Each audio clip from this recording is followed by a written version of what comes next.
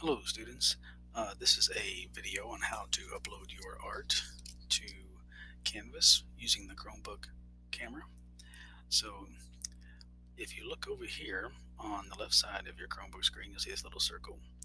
Click on that, and up pops this little area for typing. I've already typed in camera, so that's why mine is right there. And so I clicked on that camera. There we go. Click on camera. And then you can hold your artwork up and put it right in front of the camera. Once you're happy with it, then you'll go over here and click on the photograph button, and that will remain on your Chromebook. So then when you go to Canvas and you want to upload a file, those will be right here in your files, probably the most recent file, and you can attach that to Canvas, and that's how you upload your art into Canvas. So hope that helps. Talk to you later. Bye.